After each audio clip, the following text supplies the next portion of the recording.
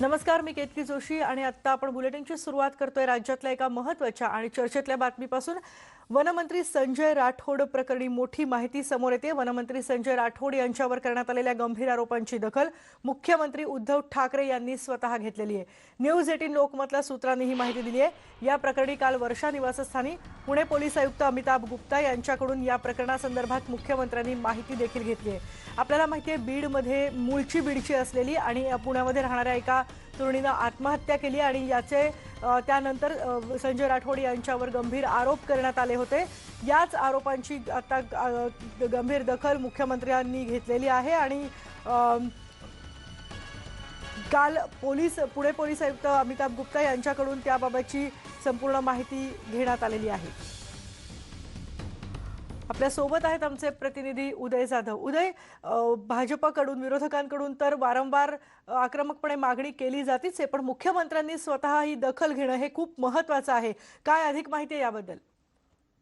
किती आपण बघितलं की 2-3 दिवसांपूर्वी पुण्यामध्ये एका युवतीने पूजा हिने आत्महत्या केली होती आणि त्या आत्महत्येनंतर खूप एक आरोपांची राळ जी आहे ती उठली होती। थेट राज्य सरकारमधले वनमंत्री संजय राठोड यांचं देखील नाव घेतलं गेलं होतं। संजय राठोड आणि या युवतीचा एक फोनवरचं जे संभाषण आहे ते देखील व्हायरल झालेलं आहे। त्यामुळे संजय राठोड यांच्यावरती खूप मोठ्या अडचणींचा डोंगर जो आहे तो समोर उभा राहिलेला आहे। एकूणच या सगळ्या गंभीर प्रकरणाची दखल जी आहे मुख्यमंत्री उद्धव ठाकरे यांनी देखील घेतलेली आहे। कालच वर्षावरती पुणे पोलीस आयुक्त अमिताभ गुप्ता यांच्यासोबत मुख्यमंत्री उद्धव ठाकरे यांनी चर्चा देखील केलेली आहे। सदर प्रकरणाची सविस्तर माहिती देखील त्यांनी जाणून घेतलेली आहे आणि त्यानंतर या संपूर्ण प्रकरणाची स्वतः मुख्यमंत्री उद्धव ठाकरे यांनी गंभीरपणे दखल घेतलेली आहे। आता ही गंभीर दखल केल्यानंतर पोलीस नेमकी काय चौकशी करतात, पोलीस चौकशी केल्यानंतर आरोप कोण आहेत, आरोपी कोण आहेत, त्यांच्यावरती कायदेशीर कारवाई होणार का, हे सगळ्यात महत्त्वाचे प्रश्न आहे। त्याचबरोबर जर वनमंत्र्यांवरती विरोधक ज्याप्रमाणे आरोप करतात ते जर खरे ठरले तर वनमंत्र्यांवरती राज्य सरकारकडनं काय कारवाई केली जाईल, त्यांचं निलंबन केले जाईल का, त्यांचा राजीनामा घेतला जाईल का, अशा सगळे प्रश्नांची उत्तरं अजूनही अनुत्तर आहेत। मात्र या संपूर्ण गंभीर प्रकरणाची दखल जी आहे मुख्यमंत्री उद्धव ठाकरे यांनी घेतलेली आहे। पण उदय, याबाबत मुख्यमंत्री संजय राठोड यांची भेट घेणार आहेत, त्यांनी भेटीसाठी बोलवले किंवा काही चर्चा करणार आहेत कोणी महत्त्वाचे मंत्री? सध्या संजय राठोड हे नॉट रिचेबल आहे। गेले 2-3 दिवस सर्वच मीडिया त्यांचा पाठपुरावा करत आहे। ते त्यांच्या यवतमाळ इथल्या घरी देखील नाही आहेत, मुंबईतल्या घरी देखील नाही आहेत। ते अज्ञातस्थळी असलेलं, ते आणि त्यांचं कुटुंबीय हे सर्व अज्ञातस्थळी असलेलं सध्या तरी समजत आहे। मात्र त्यांनी या संदर्भात मुख्यमंत्र्यांशी किंवा राज्य सरकारमधल्या कुठल्या वरिष्ठ मंत्र्यांशी चर्चा केली आहे का, या संदर्भात अजूनही स्पष्ट काय समोर आलेली नाहीये। वनमंत्री सध्या तरी नॉट रिचेबल आहे। आणि उदय, या बातमीचे सगळे पुढचे अपडेट्स आम्ही तुझ्याकडून घेत राहणार आहोत, पण या अत्यंत महत्त्वाच्या माहितीबद्दल धन्यवाद। आपल्या सोबत आहेत भाजपच्या नेत्या चित्रा वाघ। चित्राताई, तुम्ही थेट आरोप केले होते आणि तुम्ही राजीनाम्याची देखील मागणी केलेली आहे संजय राठोड यांच्या। आता मुख्यमंत्र्यांनी दखल घेतली, मुख्यमंत्र्यांनी या प्रकरणाची मागणी पूर्णपणे माहिती सुद्धा घेतलेली आहे पोलीस आयुक्तांकडून। आता तुमचं काय म्हणणं आहे? नाही, मी कालच या विषयावरती बोलले होते की महिला मुलींवर होणारे अत्याचार हा राजकारणाचा विषय असू शकत नाही। आणि एवढंच नाही तर काल मी हाही विश्वास जो आहे त्या ठिकाणी व्यक्त केला होता की महाराष्ट्राचे मुख्यमंत्री एक संवेदनशील असं व्यक्तिमत्व आहे आणि निश्चितपणे संजय राठोड यांच्यावरती कारवाई होईल आणि मेल्यानंतर का होईना परंतु पूजाला त्या ठिकाणी न्याय मिळाल्याशिवाय राहणार नाही, हा मला विश्वास आहे। पण चित्राताई, आता जर आपण बघितलं तर संजय राठोड नॉट रिचेबल आहे, जसं आमचे प्रतिनिधी सांगत होते, नॉट रिचेबल आहे, त्यांचा काही ठाव ठिकाणा लागत नाहीये।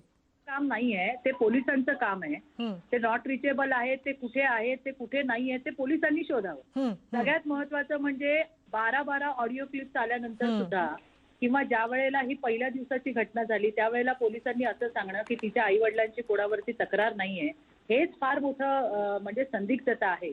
चिमोटोमध्ये या गुन्ह्याची किंवा या घटनेची दखल त्यांना घेता येऊ शकली असती, परंतु पोलिसांनी ते का केलं नाही हा एक प्रश्न आहे। आणि त्यामुळेच आता याच्यामध्ये ज्या 12 व्हिडिओ क्लिप्स आलेल्या, ऑडिओ क्लिप्स आलेल्या आहेत, त्याच्यामध्ये जे आपण ऐकलं त्याच्यातले सगळे संदर्भ त्या ठिकाणी लागतायत आणि आता त्याचं जे सत्य आहे, जे काही त्या ठिकाणी त्या ऑडिओ क्लिप्समधनं, त्या फोटोजमधनं किंवा बाकीच्या गोष्टीमधनं जे समोर आले ते समोर येईलच। आणि याच्यामध्ये आता तुमच्या माध्यमातून आम्हाला कळलंय की मुख्यमंत्र्यांनी याची गंभीर दखल घेतली आणि त्यामुळेच मला विश्वास आहे की निश्चितपणे पूजाला त्या ठिकाणी न्याय मिळेल.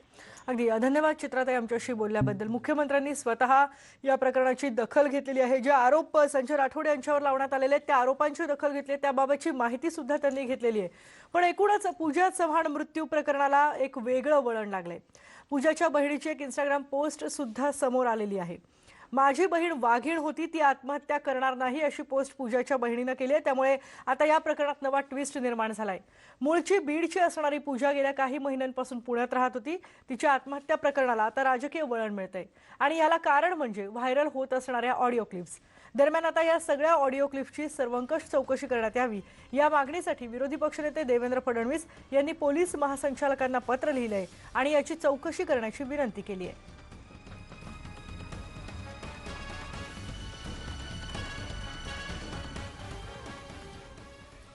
या प्रकरणामध्ये वेगवेगळ्या प्रकारचे खुलासे होत आहेत आणि तशातच माझ्या कार्यालयामध्ये मला 12 ऑडिओ क्लिप्स प्राप्त झाले आहेत की ज्यामध्ये वेगवेगळ्या प्रकारची संभाषणं आहेत.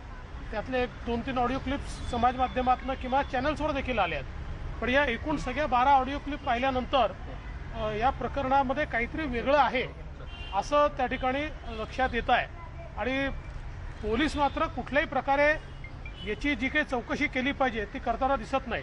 एक अतिशय होतकरू तरुणी, अतिशय लोकप्रिय अशा प्रकारची बंजारा समाजातली ती तरुणी होती आणि तिचा अशा प्रकारे मृत्यू होणं हे अनेकांकरता धक्कादायक आहे. कुठल्याही ठिकाणी आत्महत्या झाल्यानंतर त्याची चौकशी पोलीस यंत्रणा करतच असते.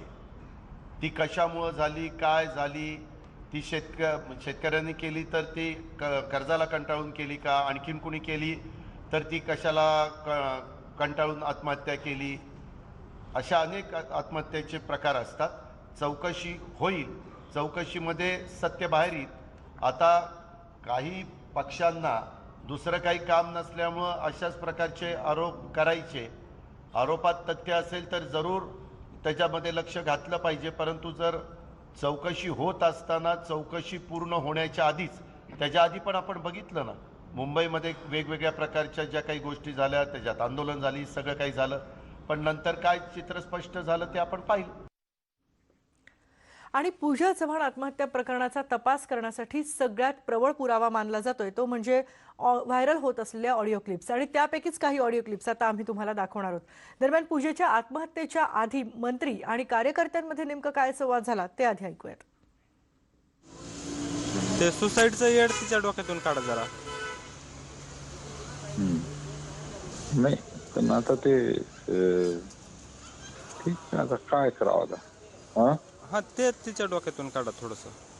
म्हणजे सुसाईड हे पर्याय नाहीये ना, खूप औषध आहे इथून पुढे अजून. ते तर सांगत आहे मी तिला. आणि कितीतरी पोरींचं आयडियल आहे ती, तिच्यासारखं जगायला बघतात पोरी आणि ती सुसाईड करते म्हटल्यावर अवघड आहे. आज थोडंच असते. नाही ते आता तू कुठं आहे, बाहेर आहे का, ये ना. नाही तुम्ही बोला, तुम्ही ते आता काय बोला तिला एवढं क्लिअर बोलू नये. आता ती त्याच मुद्द्यावर असेल तर मग हा ती म्हणजे त्या दिवशीपासून मी तिला सांगतोय की ट्रीटमेंट करू नाहीच म्हणत होती. आज ठीक आहे म्हणते, तू सांगतो आणि ते सांगतेत तर तुमच्या मनासारखं मी ट्रीटमेंट करते, पण ट्रीटमेंट झाल्याच्या नंतर मी सुसाईड करणार आहे. आज थोडंच असते. तुम्ही सांगा तिला थोडं, ते काढा तिच्या डोक्यातून ते सुसाईडचं.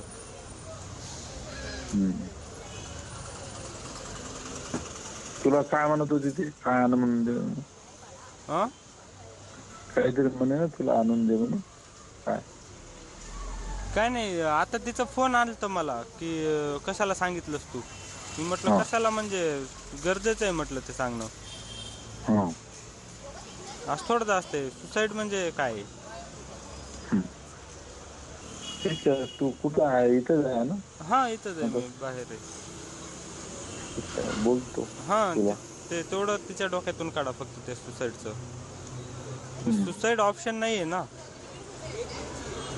ठीक आहे, ठेवू. हो.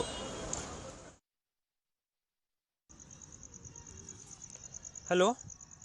हा નીકળો બહાર વાય અમારું अच्छा अच्छा हाँ हाँ हाँ मैं भी भारत छू હા ઘરગુતી અને એમાં અભી ટેન્શન અભી યાર જાણકરણ છે યાર સબ વાત હા मला नीचे नाही का अनुज पण बनाव जरूरी काय करे વાત હા તે का बोल समजावून कन्व्हिन्स करा आणि हे करले वन आप मग जाऊच वन व्यवस्थित बोलूच वन मग तंबी जर सको वन समजात आणि कोतम मग किती होणार की करायला मग आऊच बा नंतर करून दवाखाना बी आता कत जाऊ काही करू वन समजावं लागेल भलती सर्किटचं सर लारेर बारीनच वन मग आता मुंबईन कोणी आता काय जण हात पकडन करो मग थांबजो रेजो सर केला होच तो पण आज की देऊ लाईव्ह मग किटन किती टेस्ट तो उद्दीपट्टी काय तरी दिकायवर मी पॉझिटिव्ह केला एकदम धडधडच आहे काही करून काय ना घामच रूम में वाळो आहे तो कालेनच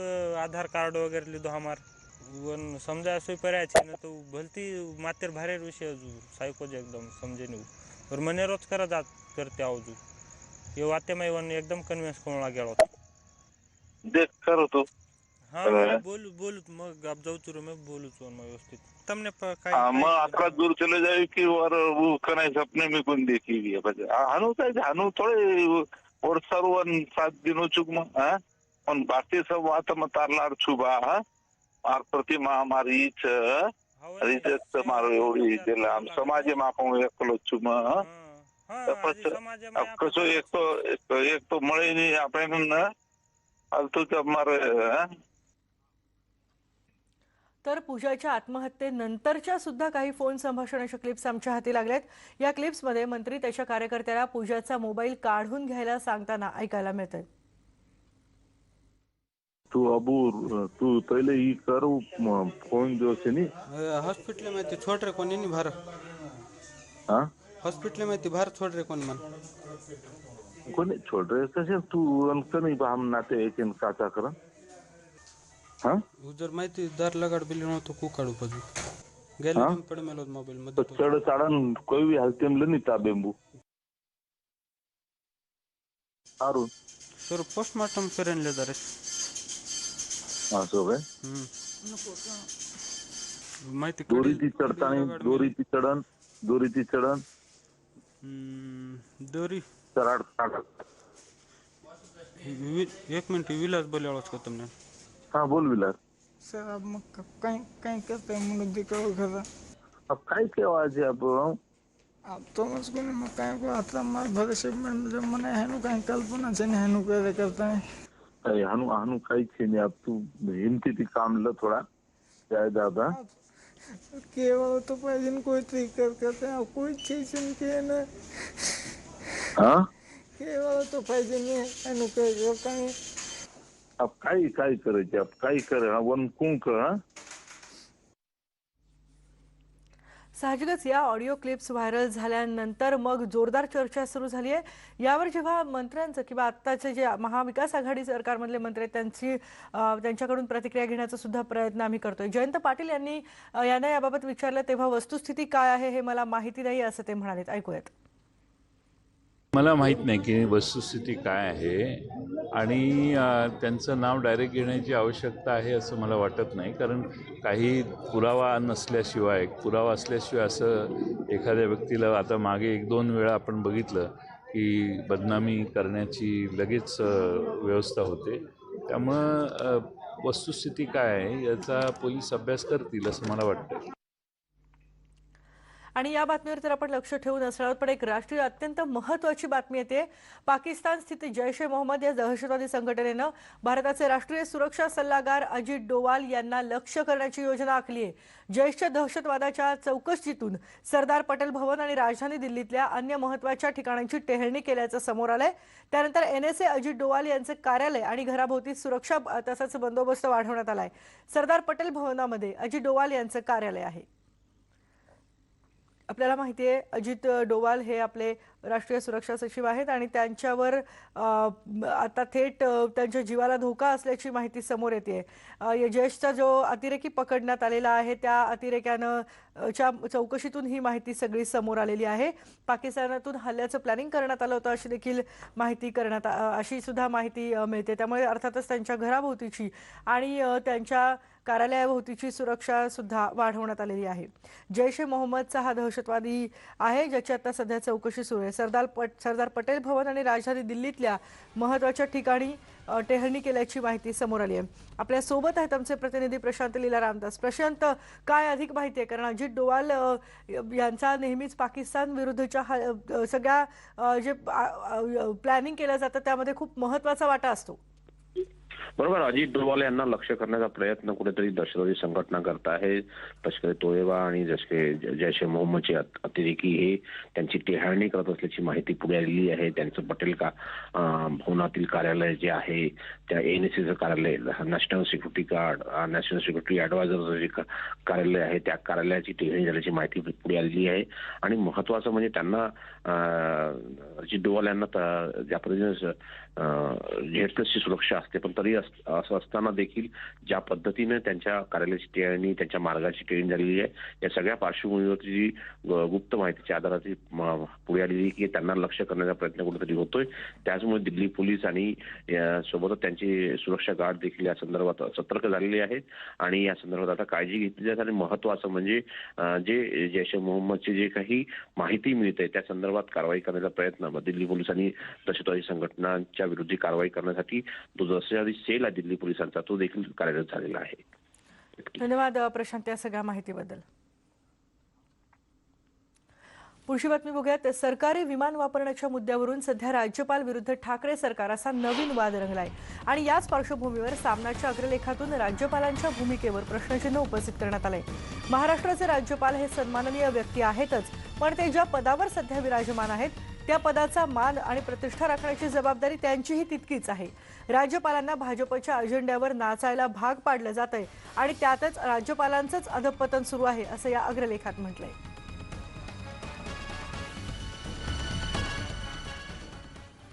मुक्ताईनगरमध्ये संवाद यात्रेमध्ये एकनाथ खडसे पुन्हा एकदा गिरीश महाजनांवर भडकलेले पाहायला मिळाले. खडसेंचा मतदारसंघ असलेल्या मुक्ताईनगर या दुष्काळी तालुक्यामध्ये महाजन एकदाही फिरकले नसल्याचा आरोप खडसेंनी केलाय. महाजनांनी इथल्या सिंचनासाठी 1 रुपयाही खर्च केला नसल्याचं खडसेंनी सांगितलंय.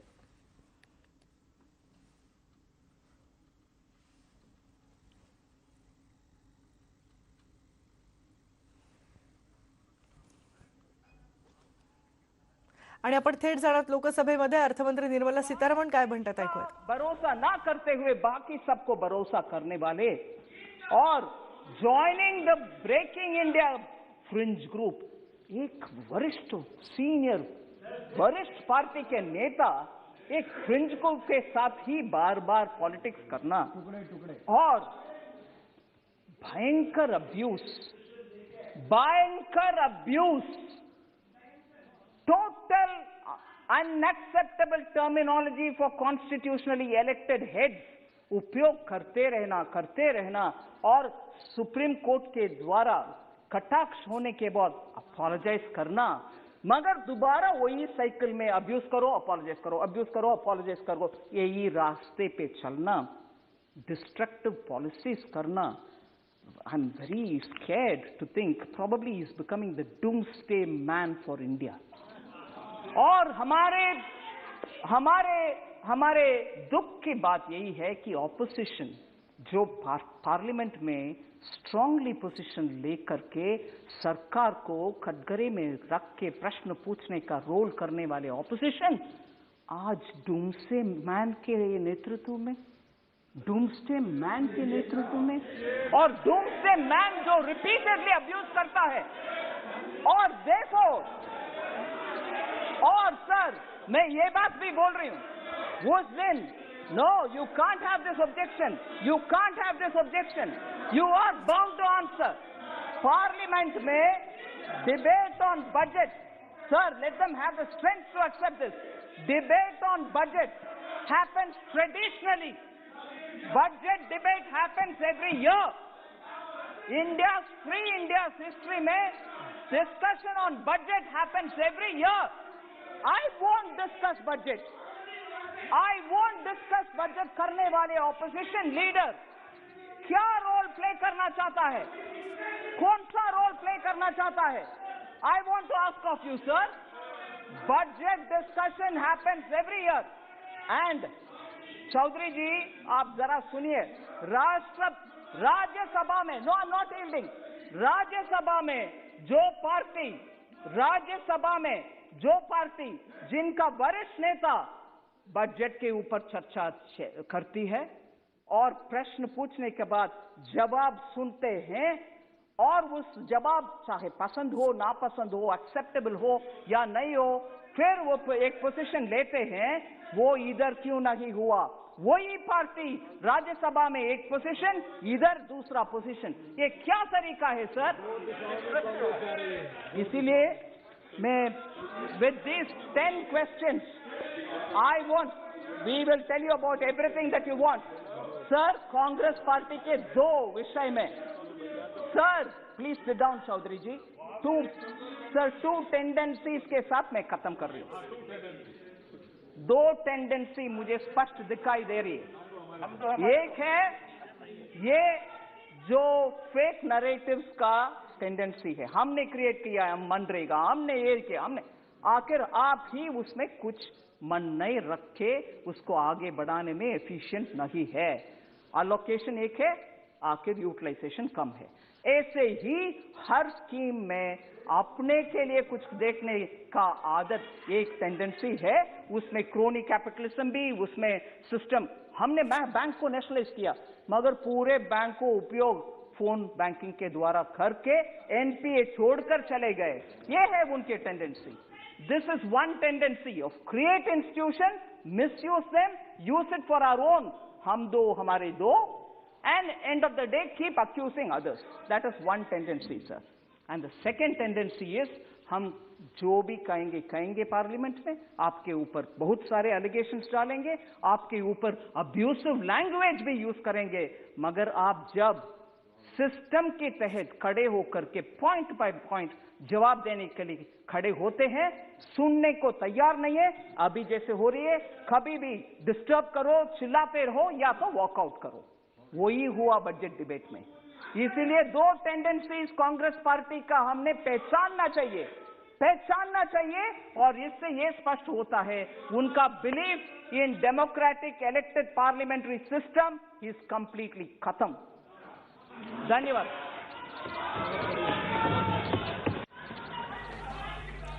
आपण बघितलं की निर्मला सीतारामन यांनी विरोधकांचा चांगलाच समाचार घेतलेला आहे आणि भरपूर टीका केलेली आहे। ज्यांनी असं म्हटलंय की हे बजेट सर्वसामान्यांसाठी नाही, त्यांचाही त्यांनी चांगलाच समाचार घेतलेला आहे। राहुल गांधींनी जो नारा दिला होता त्याचा देखील त्यांनी समाचार घेतलेला आहे।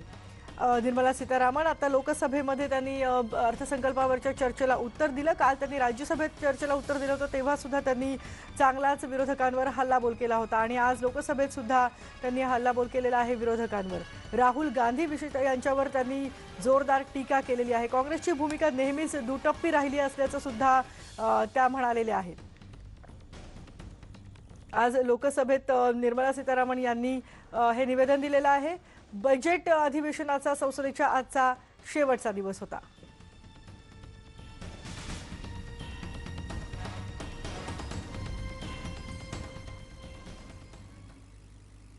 आणि आता आम्ही तुम्हाला भेटवणार आहोत एका यंग जीनियसला। एखाद्या जीनियसची ओळख ही त्याच्या बालवयातच होत असते असं म्हणतात आणि अगदी बालवयापासूनच एक जीनियस त्यांच्या क्षेत्रात उत्तम कामगिरी दाखवायला सुरुवात करतात। नेटवर्क 18 सुद्धा अशाच काही जीनियस लोकांना घेऊन आपल्या भेटीला येतंय। आज आपण बघणार आहोत मुंबईतल्या 10 वर्षांची mental calculation champion Avantika Kamble हिला। तिचं गणितावरचा हातखंडा पाहून तुम्ही पण अवाक व्हाल। पाहूयात तिचं गणिताशी असलेलं नातं। नमस्कार, मी सुस्मिता आणि आता आपण अवंतिका कशा पद्धतीने गणित सोडवते हे पाहणार आहोत। 6 अंकी संख्यांचे स्क्वेअर रूट अर्थात वर्गमूळ ती काही सेकंदामध्ये आपल्याला काढून दाखवणार आहे। त्यासाठी मी सुद्धा सज्ज आहे आणि आपण सुद्धा बघणार आहोत की किती पटकन याची सगळ्यांची उत्तरे देणार आहे। मी हातात कॅल्क्युलेटर घेऊन तिचा हा जो गणिताचा सराव नेहमी कसा चालतो हे आपल्याला दाखवणार आहे. चला बघूयात. आपका फर्स्ट सम है 7 8 9 6 3 2 और उसका स्क्वायर रूट आप हमें बताओगे.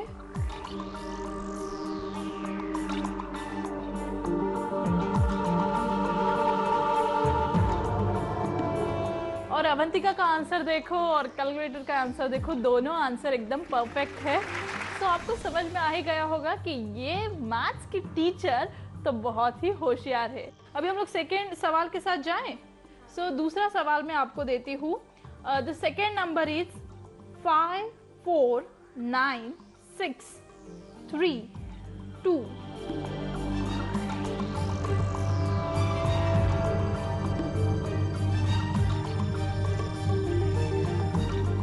वाह अवंतिका, देखो बिल्कुल सही जवाब है.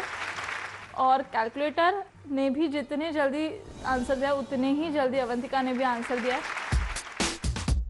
अभी हमने बोर्ड के ऊपर अवंतिका के लिए कुछ सवाल लिखे हैं और वो पर्दा जैसे ही उठेगा तो अवंतिका कुछ सेकंड्स में उसका जवाब देने वाली है. तो चलो देखते हैं कि अवंतिका ये अच्छे से कर पाएगा. अवंतिका, मेरे ऑल द बेस्ट की जरूरत है आपको. मुझे तो नहीं लगता, आप सही जवाब दोगे. चलो शुरू करते हैं. तो ये पर्दा उठा दो, निकाल दो आप, वो चलेगा.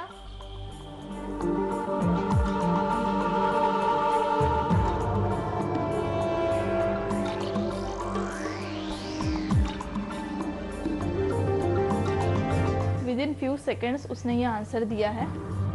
Yes. End the second one, देखो वो सेकेंड सम सॉल्व कर रही है और फर्स्ट सम का आंसर बिल्कुल सही आया है. अभी ये थर्ड सम के लिए जा रही है और मैं भी अभी ये सम अपने कैलकुलेटर में डाल के देखती हूँ.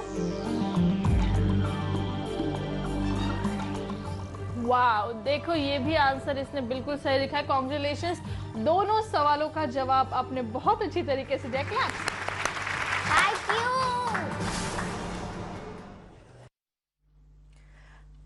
आणि या छोट्या गणित मास्टरनं आंतरराष्ट्रीय स्तरावर आपल्या देशाचं नाव कसं उज्ज्वल केलंय हे तुम्ही संपूर्ण पाहू शकता शनिवारी म्हणजे आज संध्याकाळी 7:30 वाजता Byju's young genius special show मध्ये.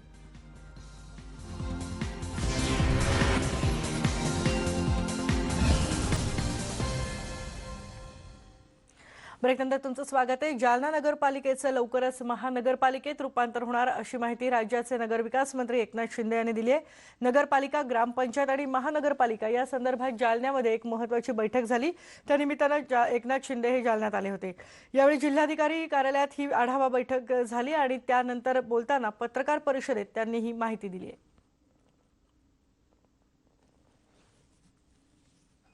या ठिकाणी केलेले आहे. तर बक्कर आणि पालकमंत्र्यांनी त्यांना समर्थन दिलेलं आहे. तर ती देखील नियमानुसार तो निर्णय घेतला जाईल आणि मला वाटतं निकषामध्ये महापालिका होईल. तेवढी लोकसंख्या आहे, त्यामुळे जर महापालिका झाली तर खूप म्हणजे विकासाला चालना मिळेल. आणि तुम्ही ठराव करून प्रस्ताव पाठवा. आणि यानंतरची बातमी आहे नाशिकमधून. नाशिकच्या गंगापूर रोड परिसरात गोळ्या झाडलेल्या तरुणाचा मृतदेह आढळल्यानं खळबळ उडाली आहे. या मृतदेहा शेजारीच पिस्तूल आढळली आहे, त्यामुळे हत्या की आत्महत्या याचं गूढ कायम आहे. गेल्या 4 दिवसात नाशिक शहरातली ही तिसरी घटना आहे. रोहित नागरे असं मृत्यू झालेल्या या युवकाचं नाव आहे. आता ही हत्या आहे की आत्महत्या याविषयी तपास सुरू आहे. नाशिकमधली ही घटना आहे. नाशिकमध्ये गेल्या 4 दिवसामध्ये ही तिसरी घटना घडली आहे, त्यामुळे साहजिकच खळबळ उडालेली आहे. गंगापूर रोड परिसरामध्ये हा मृतदेह आढळलाय. गोळ्या झाडलेल्या होत्या. 4 दिवसामध्ये ही तिसरी घटना आहे. आता या तरुणानं गोळ्या झाडून आत्महत्या केलेली आहे का त्याची हत्या झाली याचा तपास सुरू आहे. बघूयात एक महत्त्वाची बातमी. चीनच्या घुसखोरीवरून सातत्यानं मोदी सरकारवर टीका करणारे काँग्रेसचे नेते राहुल गांधी लवकरच गलवान व्हॅलीला भेट देणार आहेत. संसदेच्या सुरक्षा विषयातील स्थायी समितीचे सगळे सदस्य चीनच्या घुसखोरीमुळे सतत वादात असलेल्या या भागाला भेट द्यायला जाणार आहेत. या भागाला लोकसभेच्या खासदारांची एक समिती भेट देणार आहे. संसदेच्या सुरक्षा विषयातल्या स्थायी समितीमध्ये काँग्रेसचे नेते राहुल गांधी, राष्ट्रवादीचे अध्यक्ष शरद पवार आणि शिवसेनेचे खासदार संजय राऊत यांचा समावेश आहे. सुरक्षा समितीच्या झालेल्या बैठकीत गलवान आणि पँगॉन्ग लेक या सगळ्या परिसराला भेट देण्याचा निर्णय घेण्यात आलेला आहे. भाजपचे नेते आणि खासदार जुएल ओराम हे या सुरक्षा समितीचे अध्यक्ष आहेत. सूत्रांच्या माहितीनुसार ही समिती लेह लडाख पासून आपल्या दौऱ्याला सुरुवात करेल. राहुल गांधी यांनी मोदी सरकारवर चीनला भारताचा भूभाग देऊ केल्याचा गंभीर आरोप केला होता. संसदेच्या या सुरक्षा विषयातल्या समितीमध्ये दोन्ही सभागृहातील सर्व पक्षाच्या राजकीय नेत्यांचा समावेश आहे.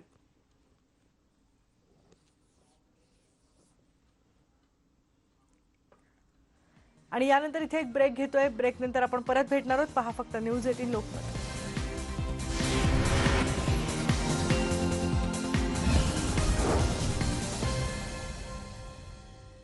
बातमी आहे वीज बिलाबद्दलची. उद्योगनगरी पिंपरी चिंचवडमधल्या लघु उद्योजकांनाही महावितरण बिल भरण्यासाठी तगादा लावतोय. त्यामुळे उद्योजक मेटाकुटीला आलेत. कोट्यवधींची बिलं तात्काळ भरणं शक्य नसल्यानं वीज जर कट केली तर आत्महत्याच करावी लागेल असा संताप उद्योजकांकडून व्यक्त केला जातोय. आणि त्यांच्याशीच बातचीत केली आमचे पिंपरीचे प्रतिनिधी गोविंद वाकडे यांनी. माझ्यासोबत या परिसरातील उद्योजक आहेत. आपण त्यांच्याकडनं जाणून घेऊया की त्यांची नेमकी आत्ताची परिस्थिती काय आहे. जसं आपण म्हणाला होता की उद्योजकांना आता हे शक्य होणार नाही आहे, याच्यातला मार्ग काय आहे? याच्यामध्ये मार्ग आता आम्हाला एकच दिसतोय की जे आता जी काही जास्तीची बिलं आलेली आहेत, सरासरी बिलं जी एप्रिल मे जूनमध्ये आली आणि ती बिलं सरासरी बिलं पण ॲड केली आणि नंतर रिडिंग घेतल्यावरती ते बिल पण ॲड केलं. हा जो घोळ घातलेला आहे महावितरण, याच्या बाबतीत आतापर्यंत अनेक मिटिंग झाल्या, ते आम्ही सगळं बदलू, लोक न्यायालय घेऊ, हे सगळं त्याच्यामधनं काही साध्य झालेलं नाही आहे. ती मागणी अजून त्यांची कायम आहे की जी बिलं आम्ही सरासरी काढलीत आणि जे रिडिंग घेतले ते आम्ही वसूल करणारच. त्यांची जी वीज गळती आणि त्यांचं जे होणारं नुकसान आहे MSEBचं, हे त्यांचं मेन कारण आहे. त्यांची वीज गळती, त्यांची जुनी सगळी वीज भाग यंत्रणा. याच्यामध्ये आमची मागणी अशी राहील की तुम्ही हे जे सरासरी बिलं आणि नंतर रिडिंग घेऊन घेतलेली बिलं ही जी एकत्र केली आणि हा घोळ घातला, याच्या बाबतीत तुम्ही एक चांगल्या आपले ऊर्जा मंत्री असतील, अजून अधिकारी असतील आणि मागण्या करून झाल्यात, आता थेट भूमिका काय तुम्हाला घ्यावी लागेल? आम्ही भूमिका अशी घेऊ शकतो आता की आम्ही एकतर मध्ये पण आपलं ज्यावेळेस विषय तुम्ही घेतला होता IBN लोकमतनी पहिल्यांदा, त्यावेळेस पण आम्ही सांगितलं की आता रस्त्यावर उतरून उग्र आंदोलन केल्याशिवाय आम्हाला पर्याय नाही. पवार साहेबांनी मध्यस्थी केल्यानंतर आमचा उद्योजक या ठिकाणी पूर्णपणे जगू शकेल. नाही तर ज्या पद्धतीने लघुउद्योग संघटनेचे संदीप केलसरेंनी सांगितलं, पिंपरी चिंचवड शहरामध्ये काम करणारे आहेत, त्यांनी सांगितलं जर असं झालं तर उग्र आंदोलन होईल. परंतु शेतकऱ्यांनी जशा आत्महत्या केल्या तशा लघुउद्योग संघटनेच्या माध्यमातून जे काही छोटे मोठे उद्योगपती ते सुद्धा आत्महत्या केल्याशिवाय राहणार नाही, याची काळजी आदरणीय पवार साहेब असतील किंवा राज्याचे मुख्यमंत्री सन्माननीय उद्धवसाहेब ठाकरे किंवा उपमुख्यमंत्री अजितदादा आणि या खात्याचे मंत्री सन्माननीय नितीन राऊत, महाविकास आघाडीने या ठिकाणी मला तरी वाटत नाही की हे वाऱ्यावरती सोडतील. न्याय द्यायचं काम तुमचा विश्वास आहे, परंतु जशी परिस्थिती तुम्ही म्हणाला की उद्योजकांना आत्महत्या करावी लागेल कारण की एवढं मोठं संकट आहे असं दिसते. तरुण उद्योजक माझ्या सोबत आहेत. तुमचा काय अनुभव राहिलेला आहे आणि जर असं असणार आहे तर या क्षेत्राकडे कोणी वळणार आहे का? काय एकंदरीत शासनाला विनंती करणार? आता गेल्या लॉकडाऊन नंतर परिस्थिती सुधारत चाललेली आहे. त्याच्यानंतर मेन उद्योजकांना जो भेडसावणारा प्रश्न आहे तो सगळ्यात महत्त्वाचा म्हणजे रॉ मटेरियलची अवेलेबिलिटी असेल, त्याच्यानंतर हे वाढलेले वीज दराचे प्रश्न असतील, त्याच्यानंतर मनुष्यबळाची कमतरता असेल. ह्या ह्याच्यातनं सगळा उद्योजक पुढं एक एक प्रश्न सुटत करत निघालेला आहे. पण ह्या ह्याच्यामध्ये राज्य सरकार किंवा महावितरण हे उद्योजकांना किंवा नवीन माझ्यासारख्या उद्योजकांना काय सहाय्य करतंय हे याच्यातनं बघणं खूप महत्त्वाचं आहे. जनित भानुदास शिवराज, गोविंद वाकडे, न्यूज 18 लोकमत. आणि राज्यभरातल्या अशाच सर्वसामान्यांच्या व्यथा आम्ही न्यूज 18 लोकमतवरून वारंवार तुमच्यापर्यंत पोहोचवत राहणार आहोत. अपेक्षा हीच आहे की सरकार यावर योग्य ती कारवाई करेल, योग्य तो निर्णय घेईल. यानंतर एक ब्रेक घेतोय. ब्रेकनंतर परत भेटूयात. पहा फक्त न्यूज 18 लोकमत. एखाद्या जिनियसची ओळख ही त्याच्या बालवयातच होत असते असं म्हणतात आणि ही जिनियस हे सगळे त्यांच्या अगदी लहानपणापासूनच त्यांच्या क्षेत्रात उत्तम कामगिरी दाखवायला सुरुवात करतात. नेटवर्क 18ही अशाच काही जिनियस लोकांना आपल्या भेटीला घेऊन येत आहे. आज आपण भेटणार आहोत मुंबईतल्या जय दत्याला. हा मुलगा म्हणजे गणिताचा मास्टर आहे. त्यानं आजपर्यंत अनेक स्पर्धांमध्ये जगभरात भारताचं नाव उंचावलंय. न्यूज 18 लोकमतची टीम त्याच्या घरी गेली तेव्हा कॅमेऱ्यासमोर गणित सोडवत असताना सुद्धा त्यानं वर्ल्ड रेकॉर्ड केलंय. पाहूयात. जय आदित्य हा खूप चांगल्या पद्धतीने गणित सोडवत असतो आणि म्हणूनच त्याला अनेक ठिकाणी मोठमोठाली बक्षिसं मिळालेली आहेत. दररोज तो कसा प्रॅक्टिस करतो, त्याचे गणित सोडवण्याची पद्धत नेमकी कशी आहे ते आपण आता जाणून घेणार आहोत. 10 अंकी संख्याने 5 अंकी संख्याने तो अगदी काही सेकंदांमध्ये भागतो आणि याचा वर्ल्ड रेकॉर्ड सुद्धा त्याने केलेला आहे. तर आता त्याच्या लॅपटॉपवरती तो काही गणितांना सुरुवात करणार आहे आणि ही गणित तो सोडवणार आहे. सुरुवात करायची आपण. मी आता सुरुवात करतो. चालेल. तर याच्या स्क्रीनवरती आता सेकंड्स काउंट, टाइम काउंट सुरू झालेला आहे आणि या वेळेनुसार जितक्या लवकर शक्य होईल तितक्या लवकर हा गणित सोडवतोय. 10 अंकी संख्यांना 5 अंकी संख्यांनी भागणं सुरू केलं आहे.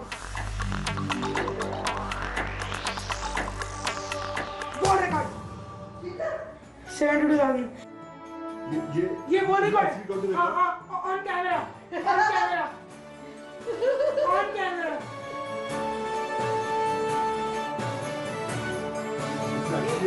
टीवी 18 है. ज्या आदित्य ने सिर्फ 49.99 सेकेंड्स में सारे सवालों का एकदम सही जवाब दिया है. हमें स्क्रीन पे वो नजर आ रहा है. देखो, इतने कम उम्र में इतने जल्दी इतने डिफिकल्ट प्रॉब्लम सॉल्व करना तो बहुत कठिन काम है. मुझे तो लगता है 10 डिजिट नंबर को आपने 5 डिजिट नंबर ने डिवाइड किया और सारे आंसर बराबर. ये कैसे हुआ? मतलब सब कुछ प्रैक्टिस है. मतलब बहुत प्रैक्टिस किया. मुझे पसंद भी है ये. मुझे बहुत पसंद है इसलिए बहुत प्रैक्टिस किया मैंने. अगर मुझे कुछ पसंद नहीं होता तो मैं नहीं करता. और फिर मैं बहुत खुश भी है क्योंकि ये वर्ल्ड रिकॉर्ड है. प्रीवियस वर्ल्ड रिकॉर्ड को मैंने थोड़े सेकंड से ब्रेक किया. तो प्रीवियस रिकॉर्ड क्या था? 67 पॉइंट्स का था. 53 सेकंड्स में हुआ था. वाह, तो वो भी रिकॉर्ड इन्होंने ब्रेक किया है अभी हमारे स्क्रीन के सामने. वाह, ये वर्ल्ड रेकॉर्ड आहे. इतक्या लहान वयामध्ये सुद्धा याचं गणितावरती असणारं प्रेम कायम आहे आणि वेगवेगळे रेकॉर्ड्स तू असेच कायम करत राहा. तुझ्या या अनेक रेकॉर्डसाठी आमच्या खूप खूप शुभेच्छा. आणि या छोट्या गणित मास्टरनं आंतरराष्ट्रीय स्तरावर आपल्या देशाचं नाव कसं उज्ज्वल केलं हे तुम्ही संपूर्ण सविस्तर पाहू शकता आज संध्याकाळी 7:30 वाजता Byju's young genius special show मध्ये. यानंतर या बुलेटिनमध्ये इथेच थांबतोय, पण ताज्या घडामोडींसाठी पहा फक्त न्यूज 18 लोकमत.